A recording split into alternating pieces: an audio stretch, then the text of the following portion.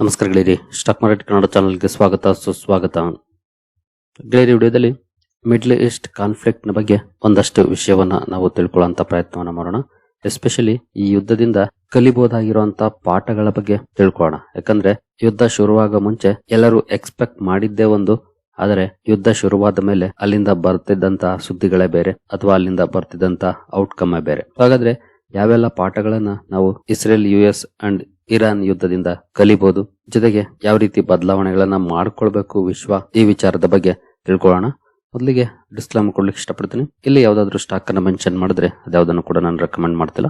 ನೀವು further study meditation ತಗೊಳ್ಬಹುದು. As educational purpose ನಾನು ವಿಡಿಯೋ ಮುಂದೆ ತರ್ತಾ ಇದ್ದೀನಿ.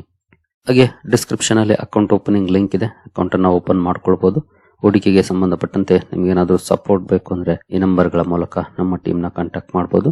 ಇಲ್ಲಿ ಮೆನ್ಷನ್ ಮಾಡಿರುವಂತಹ ಎಲ್ಲ ಸರ್ವಿಸಸ್ ನಮ್ಮ ಮೂಲಕ ಸಿಗುತ್ತೆ. ಬಟ್ ಇದಕ್ಕೆ ಕಂಡೀಷನ್ ಒಂದೇ, ನಮ್ಮ ಮೂಲಕ ಅಕೌಂಟ್ ಓಪನ್ ಆಗಿರಬೇಕು. ಹಾಗಾಗಿ ಅಕೌಂಟ್ ಓಪನ್ ಮಾಡಿಕೊಂಡು ಕಾಂಟ್ಯಾಕ್ಟ್ ಮಾಡಬಹುದು. ಇದರಲ್ಲಿ 5 ಲೆಸನ್ಸ್, 5 ಪ್ರಮುಖ ಪಾಠಗಳನ್ನ ನಾವು ತಿಳ್ಕೊಳ್ಳಕ್ಕೆ ಹೊರಟಿದ್ವಿ. The world learned from the Iran war. ಇಡೀ ವಿಶ್ವ, ಇದು ನಾಟ್ ಓನ್ಲಿ ಭಾರತ ಅಥವಾ ಅಮೆರಿಕ, ಇಡೀ ವಿಶ್ವ ಈ 5 ಪಾಠಗಳನ್ನ ಕಲಿತಾ ಇದೆ ಈ ಯುದ್ಧದ ಕಾರಣದಿಂದ. ಹಾಗಾದ್ರೆ ಏನು ಆ 5 ಪಾಠಗಳು? ಮೊದಲನೇ ಲೆಸನ್ ಅಥವಾ ಪಾಠ ಅಂತ ನೋಡೋದಾದ್ರೆ, Iran is stronger than it looks, especially where it matters. Iran ನೋಡಿದಾಗ ಮೇ ಬಿ ಒಂದು ವಾರದಲ್ಲಿ ಅಮೆರಿಕ ಹೊಡೆದಾಕ್ಬಿಡುತ್ತೆ, ಆಮೇಲೆ ಎಲ್ಲ ನಾರ್ಮಲ್ ಆಗ್ಬಿಡುತ್ತೆ ಅನ್ನೋ ರೀತಿ ಕಾಣ್ತಾ ಇತ್ತು. ಅದಕ್ಕೆ ಅಮೆರಿಕ ಕೂಡ ಅಟ್ಯಾಕ್ ಮಾಡಿದ್ದು. ಇನ್ ಕೇಸ್ ಈ ಯುದ್ಧ ತಿಂಗಳುಗಟ್ಟಲೆ ಹೋಗುತ್ತೆ ಅಂತ ಅವ್ರಿಗೆ ಏನಾದ್ರೂ ಮುಂಚೆನೆ ಗೊತ್ತಿದ್ರೆ ಮೇ ಬಿ ಯೋಚನೆ ಮಾಡ್ತಿದ್ರೇನೋ ಅಟ್ಯಾಕ್ ಮಾಡ್ಲಿಕ್ಕೆ. ಆದ್ರೆ ಅಂತ ಎಕ್ಸ್ಪೆಕ್ಟೇಷನ್ ಇಲ್ಲ. ಹೇಗೆ ಯುಕ್ರೇನ್ ರಷ್ಯಾ ಅವರಲ್ಲಿ ರಷ್ಯಾ ಥಿಂಕ್ ಮಾಡ್ದೋ ಅದೇ ರೀತಿ ಇಲ್ಲಿ ಅಮೆರಿಕ ಕೂಡ ಥಿಂಕ್ ಮಾಡಿದ್ದು. ಜೊತೆಗೆ ಯುಕ್ರೇನ್ಗೆ ಯುರೋಪ್ ಹಾಗೂ ಅಮೆರಿಕ ಸಪೋರ್ಟ್ ಮಾಡ್ತಾ ಇದ್ವು, ಈಗಲೂ ಕೂಡ ಮಾಡ್ತಿದ್ದಾವೆ.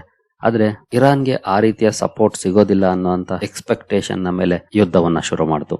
ಜೊತೆಗೆ ಇರಾನ್ಗೆ ಬಿಗ್ ಪಾಸಿಟಿವ್ ಆಗ್ತಿರೋದೇನಂತಂದ್ರೆ, ಅಥವಾ ಇರಾನ್ ನ ಕೈ ಮೇಲಾಗೋದಕ್ಕೆ ಕಾರಣ ಏನು ಅಂತಂದ್ರೆ ಅಲ್ಲಿನ ಜಿಯೋಗ್ರಫಿ, ಒಳಗಡೆ ಆಗ್ಬೋದು, ಹಾಗೆ ಸ್ಟ್ರೈಟ್ ಆಫ್ ಹಾರ್ಮುಜ್ ನ ಕಂಟ್ರೋಲ್ ಆಗ್ಬೋದು. ಈ ಎರಡು ಇರಾನ್ಗೆ ಬಿಗ್ ಪಾಸಿಟಿವ್ ಆಯ್ತು. ಈಗಲೂ ಕೂಡ ಪಾಸಿಟಿವ್ ಆಗಿದೆ, ಮುಂದೆ ಕೂಡ ಆಗಿರುತ್ತೆ. ಅದೇ ಕಾರಣಕ್ಕೆ ಇರಾನ್ ಇವತ್ತು ಈ ಯುದ್ಧದಲ್ಲಿ ಒಂದು ಹೆಜ್ಜೆ ಮುಂದಿದೆ ಅಂತಾನೆ ಹೇಳ್ಬೋದು. ಅವರು ಗೆಲ್ದಿರ್ಬೋದು ಅಥವಾ ಗೆಲ್ಲೋಕೆ ಆಗದಿರ್ಬೋದು, ಅದು ಬೇರೆ ವಿಚಾರ.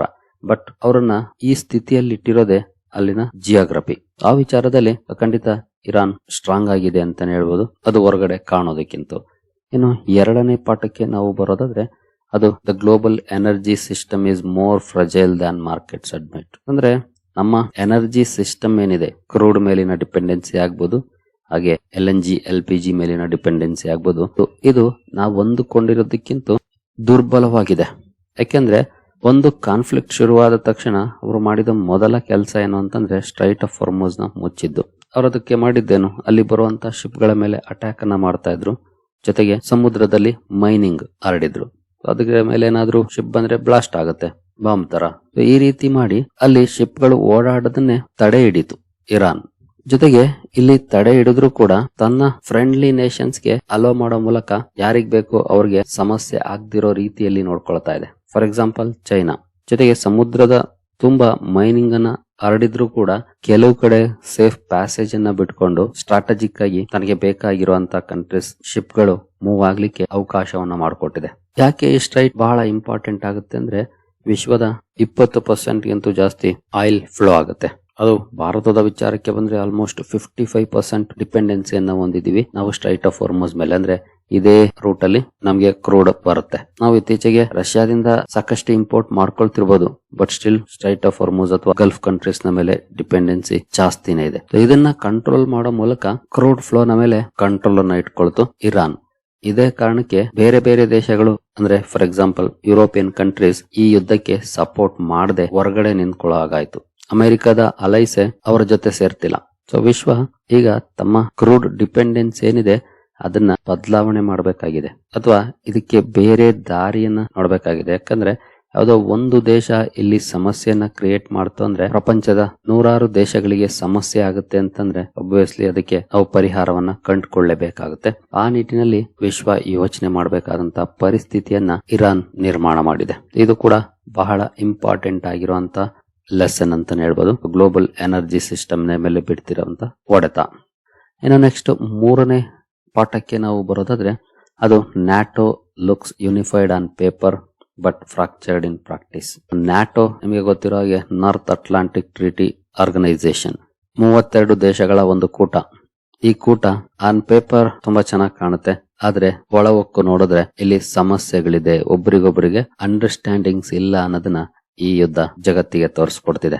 ಯಾಕೆಂತಂದ್ರೆ ಅಮೆರಿಕ ಯುದ್ಧ ಮಾಡಕ್ ಹೊರಟ್ರೆ ಇತರೆ ಮೆಂಬರ್ ಕಂಟ್ರೀಸ್ ಅವರಿಗೆ ಸಪೋರ್ಟ್ ಮಾಡ್ತಾ ಇಲ್ಲ. ಓಪನ್ ಆಗಿ ಹೇಳ್ತಿದ್ದಾರೆ ನಾವು ಇದಕ್ಕೆ ಸಪೋರ್ಟ್ ಮಾಡಲ್ಲ ಅಂತ. ಅದೇ ಕಾರಣಕ್ಕೆ ಅಮೆರಿಕ ಧಮಕಿ ಕೂಡ ಕೊಡ್ತಾ ಇದೆ, ಈ ರೀತಿ ಆದ್ರೆ ನಾವು ನ್ಯಾಟೋದಿಂದ ಆಚೆ ಬರಬೇಕಾಗುತ್ತೆ. ಯಾಕಂದ್ರೆ ನಾವು ಬಿಲಿಯನ್ ಹಣವನ್ನ ಖರ್ಚು ಮಾಡ್ತಿದೀವಿ ನ್ಯಾಟೋದ ಮೇಲೆ, ನೀವೆಲ್ಲ ಖರ್ಚು ಮಾಡ್ತಿರೋದು ತುಂಬಾ ಕಡಿಮೆ ಅಮೌಂಟ್. ಅಮೆರಿಕ ಇದ್ರೆ ಮಾತ್ರ ನ್ಯಾಟೋ ಸ್ಟ್ರಾಂಗ್ ಇರುತ್ತೆ, ಇಲ್ಲ ಅಂದ್ರೆ ಬಲಹೀನವಾಗುತ್ತೆ. ಅದರಲ್ಲೂ ಟ್ರಂಪ್ ಏನೇನೋ ಮಾತಾಡ್ಬಿಡ್ತಾರೆ, ನಿಮ್ಗೆ ಗೊತ್ತಲ್ಲ. ಸೊ ಇದು ನ್ಯಾಟೋದ ಯೂನಿಟಿಯನ್ನು ಕೂಡ ತೋರಿಸ್ತಾ ಇದೆ. ಇಲ್ಲಿ ಯೂನಿಟಿ ಇಲ್ಲ, ಒಬ್ಬೊಬ್ರು ಒಂದೊಂದ್ ತರ ಥಿಂಕ್ ಮಾಡ್ತಿದ್ದಾರೆ. ಆಕ್ಚುಲಿ ಅದು ಸರಿ ಕೂಡ ಹೌದು, ಬಟ್ ಒಂದು ಗ್ರೂಪ್ ಮಾಡ್ಕೊಂಡಿದ್ದೀವಿ ಅಂದಾಗ, ಯಾವ್ದಾದ್ರು ದೇಶ ಇನ್ನೊಂದು ದೇಶದ ಮೇಲೆ ಯುದ್ಧ ಮಾಡ್ತಿದೆ ಅಂದಾಗ ಅಲ್ಲಿ ಪಾರ್ಟಿಸಿಪೇಟ್ ಮಾಡ್ತೀವೋ ಬಿಡ್ತೀವೋ ಬೇರೆ ವಿಚಾರ, ಬಟ್ ಸಪೋರ್ಟ್ ಮಾಡ್ತೀವಾ ಇಲ್ವಾ ಇದು ಬಹಳ ಮ್ಯಾಟರ್ ಆಗುತ್ತೆ. ನಾವು ನಮ್ಮ ಸೇನೆಯನ್ನ ತಂದು ಅಲ್ಲಿ ನಿಲ್ಲಿಸಲೇಬೇಕು ಅಂತ ಏನಿಲ್ಲ, ಅಟ್ಲೀಸ್ಟ್ ಬೆನ್ನೆಲುಬಾಗಿ ನಿಂತ್ಕೊಂಡ್ರು ಯುದ್ಧ ಮಾಡ್ತಿರುವಂತ ದೇಶಕ್ಕೆ ಅದು ಯೂನಿಟಿಯನ್ನ ತೋರಿಸುತ್ತೆ. ಬಟ್ ಇಲ್ಲಿ ಹಂಗಾಗ್ಲಿಲ್ಲ. ಡೈರೆಕ್ಟ್ ಆಗಿ ನಾವು ಈ ಯುದ್ಧದಲ್ಲಿ ಪಾರ್ಟಿಸಿಪೇಟ್ ಮಾಡಲ್ಲ ಅಂತ ಅಂದು ಕೆಲವು ಕಂಟ್ರೀಸು, ಇನ್ನು ಕೆಲವು ಕಂಟ್ರೀಸು ಅವರ ಏರ್ ಬೇಸ್ ಗಳನ್ನ ಬಳಸ್ಕೊಳ್ಳಕ್ಕೆ ಅವಕಾಶ ಮಾಡ್ಕೊಡ್ಲಿಲ್ಲ. ಇನ್ನು ಕೆಲವು ಕಂಟ್ರೀಸು ನಮ್ಮ ಏರ್ ಸ್ಪೇಸ್ ಅಲ್ಲೇ ನೀವು ಯುದ್ಧ ವಿಮಾನವನ್ನ ತಗೊಂಡೋಗ್ಬಾರ್ದು ಅಂತ ಅಂದ್ವು. ಇದೆಲ್ಲವೂ ಕೂಡ ನ್ಯಾಟೋ ಸಮಸ್ಯೆಯಲ್ಲಿದೆ ಅನ್ನೋದನ್ನ ತೋರಿಸ್ತಾ ಇದೆ. ಇದು ಬಹಳ ಇಂಪಾರ್ಟೆಂಟ್ ಆಗಿರುವಂತ ಲೆಸನ್, ಎಸ್ಪೆಷಲಿ ನ್ಯಾಟೋ ಕಂಟ್ರೀಸ್ಗೆ ಅಂತಾನೆ ಹೇಳ್ಬೋದು. ಇನ್ನೊಂದು ಇಂಪಾರ್ಟೆಂಟ್ ಪಾಠ ಏನು ಅಂತಂದ್ರೆ, this is the drone era and it favours the cheaper side. Drone ಬಹಳ ಇಂಪಾರ್ಟೆನ್ಸ್ ಅನ್ನ ಪಡ್ಕೊಂಡಿದೆ ಈ ಯುದ್ಧದಲ್ಲಿ. ಜೊತೆಗೆ ಅಮೆರಿಕ, ಇಸ್ರೇಲ್ಗಳು, ಇವನ್ ಸೌದಿ ಅರೇಬಿಯಾ ಇವರೆಲ್ಲ ತಮ್ಮ ಮೇಲೆ ಆಗ್ತಿರುವಂತ ಅಟ್ಯಾಕ್ ಅನ್ನ ತಪ್ಪಿಸ್ಕೊಳ್ಳಿಕ್ಕೆ ಏರ್ ಡಿಫೆನ್ಸ್ ಸಿಸ್ಟಮ್ ಅನ್ನ ಬಳಸ್ತಾರೆ. ಅದರಲ್ಲಿ ಬಳಸುವಂತ ಮಿಸೈಲ್ಸ್ ಗಳಾಗ್ಬೋದು ಅಥವಾ ಡೆಸ್ಟ್ರಾಯರ್ಸ್ ಏನಿರ್ತವೆ ಹೆವಿ ಕಾಸ್ಟ್ಲಿ ಆಗುತ್ತೆ. ಫಾರ್ ಎಕ್ಸಾಂಪಲ್ ನಾವು ಹೇಳೋದಾದ್ರೆ, ಒಂದು ಏರ್ ಡಿಫೆನ್ಸ್ ನ ಬ್ಯಾಟ್ರಿ ಏನಿರುತ್ತೆ ಅಂದ್ರೆ ಒಂದು ಬ್ಯಾಟ್ರಿ, ಫಾರ್ ಎಕ್ಸಾಂಪಲ್ ಒಂದು ಮಿಸೈಲ್ ಅಂತಾನೆ ಅಂದ್ಕೊಳ್ಳೋಣ. ಮಿಸೈಲ್ ಗೆ 1 ಕೋಟಿ ಖರ್ಚು ಮಾಡಿದ್ರೆ ಅದೇ ಒಂದು ಡ್ರೋನ್ಗೆ 50,000, 60,000 ಅಥವಾ ಲಕ್ಷ ತನಕ ಖರ್ಚಾಗ್ತದೆ. 1 ಕೋಟಿಯಲ್ಲಿ 1 ಲಕ್ಷ ಎಲ್ಲಿ, ಜಸ್ಟ್ 1% ಆಗೋಯ್ತು. ಇನ್ ಕೇಸ್ ಅದು 10 ಲಕ್ಷ ಆದ್ರೂ ಕೂಡ ಸಮಸ್ಯೆ ಏನಲ್ಲ ಅಂತಾನೆ ಹೇಳ್ಬೋದು. ಯಾಕಂದ್ರೆ ಈ ದೇಶಗಳು 1 ಲಕ್ಷದ ಡ್ರೋನ್ ಹೊಡೆಯಕ್ಕೆ 1 ಕೋಟಿ ಮಿಸೈಲ್ ಬಳಸ್ತಿದ್ದಾವೆ. ಸೊ ಎಕನಾಮಿಕ್ಸ್ ಆಫ್ ವಾರ್ ಬದಲಾಗ್ಬಿಡುತ್ತೆ ಹಿಂಗಾದ್ರೆ. ಇಲ್ಲಾಗಿದ್ದು ಅದೇನಾ, ಇರಾನ್ ಡ್ರೋನ್ ಭರ್ಜರಿಯಾಗಿ ಮಾಡ್ಕೊಂಡ್ಬಿಟ್ಟಿದೆ. ಜೊತೆಗೆ ಡೈಲಿ ಮ್ಯಾನುಫ್ಯಾಕ್ಚರಿಂಗ್ ಕೆಪಾಸಿಟಿ ಕೂಡ ಚೆನ್ನಾಗಿರುವಂತ ಸಿಸ್ಟಮ್ ಅನ್ನ ಬಿಲ್ಡ್ ಮಾಡ್ಕೊಂಡಿದೆ ಅಂತ ಹೇಳಲಾಗುತ್ತೆ. ಹಾಗಾಗಿನೇ ಅವರು ಯುದ್ಧದಲ್ಲಿ ಒಂದು ಹೆಜ್ಜೆ ಮುಂದೆ ಇರಕ್ಕೆ ಸಾಧ್ಯ ಆಗಿದ್ದು. ಅವರು ಮಿಸೈಲ್ ಗಳನ್ನ ಬಳಸಿದ್ದು ಕಡಿಮೆ, ಬಟ್ ಡ್ರೋನ್ ಗಳನ್ನ ಬಳಸಿದ್ದು ಜಾಸ್ತಿ. ಜೊತೆಗೆ ಈಸಿಯಾಗಿ ಅಟ್ಯಾಕ್ ಗಳು ಕೂಡ ಆಗುತ್ತೆ ಡ್ರೋನ್ ಇಂದ. ಯಾಕಂದ್ರೆ ತುಂಬಾ ಕೆಳಗಡೆ ಟ್ರಾವೆಲ್ ಮಾಡುವಂತ ಕೆಪಬಿಲಿಟಿಯನ್ನ ಹೊಂದಿರ್ತವೆ. ಕೆಳಗಡೆ ಟ್ರಾವೆಲ್ ಮಾಡಿದಾಗ ಏರ್ ಡಿಫೆನ್ಸ್ ಗಳು ಫೈಂಡ್ ಮಾಡೋದಿಲ್ಲ. ಜೊತೆಗೆ ಬಲ್ಕ್ ಕಳಿಸ್ತಾರೆ ಈ ಡ್ರೋನ್ ಗಳನ್ನ. ಬಲ್ಕ್ ಕಳಿಸಿದಾಗ ಏರ್ ಡಿಫೆನ್ಸ್ ಕೆಲವನ್ನ ಹೊಡೆದ್ರು ಕೂಡ ಕೆಲವು ಮಿಸ್ ಆಗ್ತವೆ, ಹೋಗಿ ಅವೇನ್ ಕೆಲಸ ಮಾಡ್ಬೇಕಾಗಿತ್ತು ಅದನ್ನ ಮಾಡ್ತವೆ. ಸೊ ವಾರ್ ಎಕನಾಮಿಕ್ಸ್ ಬದಲಾಗ್ತಾ ಇದೆ. 1 ಕೋಟಿ ಖರ್ಚು ಮಾಡೋ ಬದಲಿಗೆ 1 ಲಕ್ಷ ಖರ್ಚು ಮಾಡಿದ್ರೆ ಸಾಕು ಅಂತ 100 ಡ್ರೋನ್ ಬಿಡೋಣ ಬಿಡಿ, ಅಲ್ಲಿ 90 ಗುರಿ ತಲುಪಲಿಲ್ಲ ಅಂದ್ರೂ 10 ತಲುಪಿದ್ರೆ ಡ್ಯಾಮೇಜ್ ಅಂತೂ ಆಗಿ ಆಗುತ್ತೆ. ಸೊ ಇದೆ ಇಲ್ಲಿ ಆಗ್ತಿರುವಂತ ಮಹತ್ತರ ಬದಲಾವಣೆ ಅಂತಾನೆ ಹೇಳ್ಬೋದು, ಅಥವಾ ಈ ಯುದ್ಧದಿಂದ ಕಲಿತಾ ಇರುವಂತ ಪಾಠ, ಎಸ್ಪೆಷಲಿ ಡಿಫೆನ್ಸ್ ಸೆಕ್ಟರ್ಗೆ.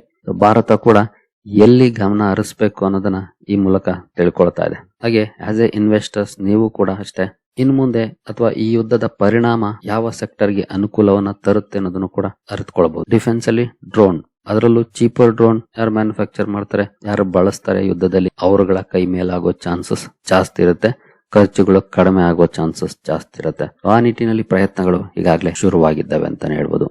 ಇನ್ನು ನೆಕ್ಸ್ಟ್ ಲೆಸನ್ ಗೆ ನಾವು ಬರೋದಾದ್ರೆ, ಅದು sometimes the smartest move is to stay out. ಕೆಲವು ಸಲ ಹೊರಗಡೆ ಇರೋದು, ಅಂದ್ರೆ ಯುದ್ಧದಿಂದ ಹೊರಗಡೆ ಇರೋದು ಸ್ಮಾರ್ಟೆಸ್ಟ್ ಮೂವ್ ಅನಿಸ್ಕೊಳ್ಳುತ್ತೆ. ಇದಕ್ಕೆ ಒಂದು ಬೆಸ್ಟ್ ಎಕ್ಸಾಂಪಲ್ ಅಂತಂದ್ರೆ ರಷ್ಯಾ ಅಂಡ್ ಚೀನಾ. ಎಲ್ಲರ ಎಕ್ಸ್ಪೆಕ್ಟೇಷನ್ ಏನಿತ್ತು ಅಂದ್ರೆ, may be Russia and China ಇಲ್ಲಿ ದೊಡ್ಡ ಮಟ್ಟದಲ್ಲಿ ಇರಾನ್ಗೆ ಸಪೋರ್ಟ್ ಮಾಡಬಹುದು ಅಂತ ಇತ್ತು.